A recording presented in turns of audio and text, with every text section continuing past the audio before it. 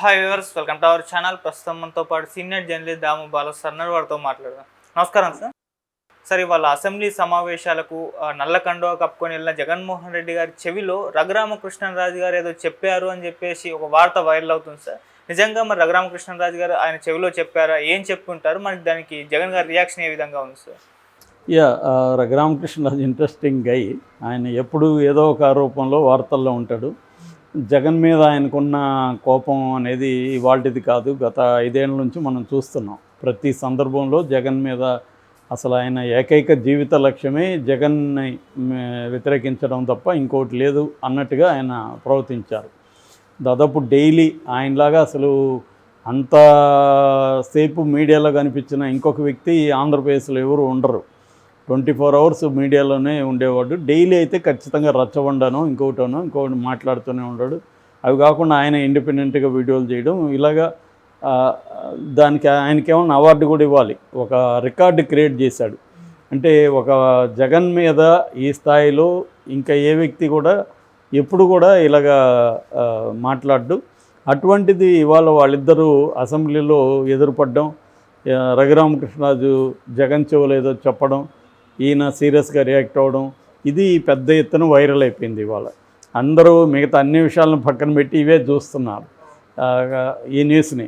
అయితే దానికి సంబంధించిన విజువల్ అయితే లేదు, కానీ అక్కడ జరిగింది చెప్తున్నారు. అసెంబ్లీ ప్రారంభానికి ముందు అసెంబ్లీ లోపల జగన్ రఘురామకృష్ణరాజు ఎదురుపడ్డారని చెప్తున్నారు. ఎదురుపడ్డా జగన్ రఘురామకృష్ణరాజు కావాలని వెళ్ళాడా అనేది కూడా డౌట్గానే ఉంది. ఎందుకంటే ఆయన కావాలని వెళ్ళి ఉంటాడు. మననే జగన్ మీద కేసు పెట్టాడు. తనని హింసించమని, టార్చర్ చేయమని జగన్ చెప్తేనే సిఐడి వాళ్ళు తనని తీసుకెళ్ళి టార్చర్ చేశారు. అందుకని అంత వేగంగా కదిలారు, నన్ను తీసుకెళ్ళి టార్చర్ చేశారు. అవన్నీ కూడా జగన్ వీడియో కాల్లో వింటూ ఎంజాయ్ చేశాడు. ఇవన్నీ ఆయన అంతకుముందు చెప్పాడు, ఇప్పుడు చెప్పాడు. సో అప్పుడేమో నేను కళ్ళకు గంతలు కట్టేశారు, ఎవరు కొడుతున్నారో అనేది నేను చూడలేదన్నాడు. ఇప్పుడేమో ఎవరెవరు కొట్టారు పేర్లతో కూడా చెప్పాడు.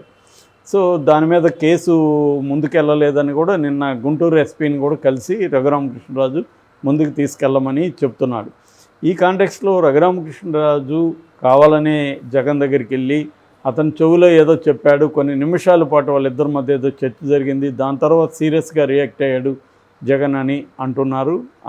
మిగతా వివరాలు బయటికి రావాలి. మేబీ నాకు తెలిసి రఘురామకృష్ణరాజు మామూలుగా చాలామంది లేడీస్ గురించి చెప్తుంటారు. అందరూ మగవాళ్ళు ఒక చెవులో విని ఒక చెవులో వదిలేస్తే వీళ్ళు 2 చెవులతో విని నోటి ద్వారా వదులుతారని, అంటే వేరే వాళ్ళకి చెప్పేస్తారని. అలాగే రఘురామకృష్ణరాజు నోట్లో కానీ కడుపులో కానీ ఏది దాగదు, ఆయన చెప్పేస్తారు. ఆయన వచ్చి ఆయన ఏం గుసగుసలాడాడో కూడా చెప్తాడు. ఖచ్చితంగా ఆయన ఒక రకంగా బెదిరించి ఉండొచ్చు. నేను అంత చూస్తాను, నిన్ను నాకు ఎలా జరిగిందో నీకు కూడా అలాగే జరుగుతుంది, అట్లాంటిది ఏదైనా చెప్పే ఉండే అవకాశమే ఉంది. లేదంటే ఆయనేమి జగన్తో పోయి ఫ్రెండ్లీగా మాట్లాడే వ్యక్తి కాదు కదా. ఖచ్చితంగా లేదంటే జగన్ అంత సీరియస్గా ఎందుకు రియాక్ట్ అయ్యాడు అంటే జగన్కి వ్యతిరేకంగా అతను ఏదో గట్టిగానే చెప్పాడు. దాంతో జగన్ కోపం వచ్చింది, సీరియస్గా రియాక్ట్ అయ్యాడు అనేది మనకి అర్థమవుతుంది. ఎందుకంటే చరిత్ర చూసినా కూడా రఘురామకృష్ణరాజుకి నెంబర్ 1 ఎనిమి ఎవరు జీవితంలో అంటే జగనే. మరి దానికి కారణం ఏందనేది ఎవరికి తెలియదు. దీనికి ఒక వెర్షన్ ఏంటంటే జగన్ని కొన్ని కోరికలు కూడా నెరవేర్చలేదు, అందుకే జగన్ మీద కక్ష కట్టాడు. ఇప్పుడు చంద్రబాబు మీద కూడా అదే జరగబోతుంది. ఆల్రెడీ చంద్రబాబు తనకి స్పీకర్ ఇస్తాడు, నేనే కాబోయే స్పీకర్ అని అనౌన్స్ చేశాడు. అది జరగలేదు. దాని తర్వాత మంత్రి పదవులు ఖచ్చితంగా కోటాలో ఇస్తారు, క్షత్రియ కోటాలైనా ఇస్తారు. క్షత్రియులు 5-6 మంది ఎమ్మెల్యేలకు గెలిచారు కాబట్టి ఆ కోటా కింద ఒకరికి ఇవ్వడం పెద్ద విషయం కాదు కాబట్టి ఇస్తాడు అని అది కూడా అనుకున్నారు. కానీ అది కూడా ఇవ్వలేదు. ఏ రకమైన పదవి ఆయనకి ఇవ్వలేదు, ఉండి ఎమ్మెల్యే మాత్రమే. దీంతో చంద్రబాబు మీద కూడా ఆయన నెగిటివ్గా మాట్లాడడం మొదలుపెట్టాడు. వాళ్ళ మీడియాలోనే ఆయన చంద్రబాబు మీద కూడా నెగిటివ్గా మాట్లాడాడు. చంద్రబాబుకి నచ్చిన కులాలు కొన్ని ఉంటాయి, భయపడే కులాలు కొన్ని ఉంటాయి. ఈ భయపడే కులాలకే ఆయన పదవులు ఇస్తాడు, నచ్చని కులాలకి ఇవ్వడు అనేది కూడా ఆయన మాట్లాడాడు. నచ్చని కులాల్లో బ్రాహ్మిన్స్, క్షత్రియులు ఇలాంటి వాళ్ళు ఉంటారు. భయపడే కులాలు కమ్మ, మిగతా కులాలు భయపడే కులాలు అన్నట్టుగా ఆయన వ్యాఖ్యానించాడు అనేది బయటకు వచ్చింది. ఏదేమైనా దానికి కారణం ఏంటంటే ఆయన పదవి ఇవ్వకపోవడం. సో తను కోరుకున్నది ఇవ్వకపోతే ఏ గవర్నమెంట్లో అయినా ఇలాగ బిహేవ్ చేస్తాడు. గతంలో వీళ్ళు ప్రోత్సహించారు, ఇప్పుడు ఆయన వీళ్ళ మీదకే వస్తున్నాడు అనేది మాట్లాడుతున్నారు. అందుకని ఆయన ఇచ్చిన కంప్లైంట్ కూడా పోలీసులు సీరియస్గా తీసుకోలేదంటున్నారు. మరి ఈయన నాకు తెలిసి ఆయన ప్రతిదానికి కోర్టుకు వెళ్తారు. దీని మీద కూడా ఆయన కోర్టుకు వెళ్ళే అవకాశం ఉంది. కానీ ఇది ఎప్పుడో 3 ఏళ్లకు ముందు జరిగింది. దీన్ని ఇప్పుడు పోలీసులు ఎలాగా నిర్ధారిస్తారు? ఈయన చెప్పిన దానికి ఆధారాలు ఏమున్నాయి, ఈయన ఏమి ఇచ్చాడు ఆధారాలు అనేది ఇంపార్టెంట్. కొట్టారని చెప్తున్నారు, కొట్టారంటే దానికి ప్రూఫ్ ఏముంటుంది? అప్పుడైనా కనీసం డాక్టర్ల దగ్గరికి తీసుకెళ్లారు. ఆయన్ని కొట్టినట్టుగా సర్టిఫికేట్ ఇవ్వలేదు. ప్రభావత్ అని అక్కడ సూపరింటెండెంట్ గవర్నమెంట్ హాస్పిటల్ గుంటూరు, ఆమె మీద కూడా కేసు పెట్టాడు. ఇలాంటి మామూలుగా కూడా సహజంగా చాలామందికి జరుగుతుంటాయి. ప్రజలకి వాళ్ళు ఏం చేస్తారు, పోలీసులు కొడతారు, కొట్టినప్పుడు వీళ్ళకి రేపు చనిపోతారు, చనిపోయినాక పోస్ట్ మార్టంలో ఏం చెప్తారు, ఇతనికి ఏదో స్ట్రోక్ వచ్చి చనిపోయినాడు, ఇంకోటిదో చెప్తారు తప్ప పోలీసుల దెబ్బల వల్ల చనిపోయినాడని పోస్ట్ మార్టంలో డాక్టర్లు చెప్పరు. ఎందుకంటే డాక్టర్లు కూడా పోలీసులకి యాంటీగా మాట్లాడడానికి వాళ్ళకి భయం ఉంటుంది ఒకటి. రెండోది, వాళ్ళకి డబ్బులు ఇచ్చో పరపతిని ఉపయోగించో వాళ్ళ దగ్గర చెప్పిస్తారు. నిన్న కూడా నంద్యాల ముచ్చుమర్రి బాలిక మిస్సింగ్ కేసులో అందులో ఒక అనుమానితుడని దళితుడిని కొట్టి చంపేశారు పోలీసులు. దాని మీద ఏమీ జరగలేదు, ఏమి జరగదు కూడా. ఎందుకంటే ఇలాంటివి సహజంగా జరుగుతుంది. ఒక ఎంపీకి జరిగినప్పుడు మాత్రమే ఇది చర్చకు వచ్చింది. నిజానికి ఆయనకి చిత్తశుద్ధి ఉంటే రఘురామరాజుకి మిగతా విషయాలు కూడా మాట్లాడాలి. తన్ను కొడితేనే అది అన్యాయమా? ఇప్పుడు అక్కడ మరి లాకప్ డెత్ చనిపోయారు, దాని గురించి రఘురామకృష్ణరాజు బాధ్యత లేదా? తను మాట్లాడద్దా? సో అవి కూడా మాట్లాడినప్పుడే ఆయనకు బాధ్యతాయుతమైన ఎమ్మెల్యే అవుతారు తప్ప తనకి జరిగిన అన్యాయం మాత్రమే మాట్లాడితే లాభం లేదు. అది ఖచ్చితంగా మాట్లాడాలి. తనను కొట్టుంటో కూడా ఆయన పోరాటం చేయాలి, దాన్ని మనం అప్రిషియేట్ చేయాలి. ఒక ఎంపీగా ఉండి నన్నే కొట్టారంటే సాధారణ పరిస్థితులు అని మాట్లాడడం కరెక్టు.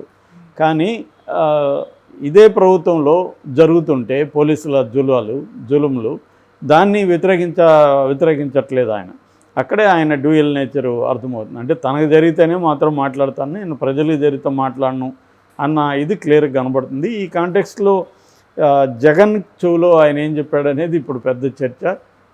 ఆయన సరదాగా మాట్లాడేదన్నా ఉంటే జగన్ కూడా నవ్వుకునేవాడు, కానీ అట్లా లేదు, ఏదో సీరియస్గానే రియాక్ట్ అయ్యాడంటే ఆయన ఖచ్చితంగా మామూలుగా అయితే ఆయన స్వభావాన్ని మనం స్టడీ చేస్తే నాకు ఎలాగ జరిగిందో నీకు కూడా అలాగా పోలీస్ స్టేట్మెంట్ త్వరలోనే జరుగుతుంది, నిన్ను కూడా చితగొడతారు పోలీసులు చూస్తూ ఉండు అనేది ఏదో చెప్పుంటే అవకాశమే ఉంది. ఎందుకంటే నాకు జరిగింది కాబట్టి నీకు కూడా జరుగుతుంది, ఇప్పుడు మా వంతు వచ్చింది, నీ సంగతి చూస్తామని. నిజంగా మరి ఆ సంగతి చూసే ఆయనకు అంత సీన్ ఉందా గవర్నమెంట్లో అంటే ఇప్పటివరకు అయితే ఏం లేదు. కనీసం ఆయనకి ఏ మంత్రి పదవి ఉంటే ఆయన ఇన్ఫ్లుయెన్స్ చేయగలిగేవాడు. ఈ ప్రభుత్వాన్ని ఇన్ఫ్లుయెన్స్ చేసే పరిస్థితి రఘురామకృష్ణరాజుకి అయితే ఇప్పటివరకు ఉన్నట్టుగా కనిపించట్లేదు. చంద్రబాబు ఏంటంటే ఆయన మహాముదురు, మనకు తెలుసు, ఆయన ఎవరిని ఎలా డీల్ చేయాలో తెలుసు. సో ఆయన తనకు ఉపయోగపడ్డాడు రఘురామకృష్ణరాజు కాబట్టి అంతవరకే అతనికి మనం ఉపయోగపడదాం అనుకుంటాడు తప్ప నిజంగా రఘురామకృష్ణరాజుని ఆయన హెల్ప్ చేయాలని ఉంటే అతను కోరుకున్న నర్సాపురంలో ఎంపీ సీట్ ఇప్పించగలిగేవాడు చంద్రబాబు. ఆయన పెద్ద విషయం కాదు, ఇప్పించలేదంటే అర్థమవుతుంది కదా. చంద్రబాబుకి ఏంటంటే ఇతని స్వభావం ఏంటి, ఇతను సొంత పార్టీ మీదనే విమర్శలు చేసినాడు, రేపు పొద్దున మనతో ఎలా ఉంటాడు, ఇవన్నీ చంద్రబాబు తెలియదని ఎవరు అనుకోరు. ఆయన ఏంటంటే ఎవరిని ఎక్కడ పెట్టాలి, ఎవరిని ఎట్లా ఉంచాలి అనేది ఆయనకు బాగా తెలుసు. అందుకనే రఘురామకృష్ణరాజుకి మీడియా స్పేస్ ఇస్తుంది తప్ప ఆయన రివర్స్లో చంద్రబాబు మీద మాట్లాడితే ఇవ్వదు. ఏదేమైనా ఇది ఆసక్తికర సన్నివేశంగా మనం చెప్పుకోవచ్చు. Thank you so much.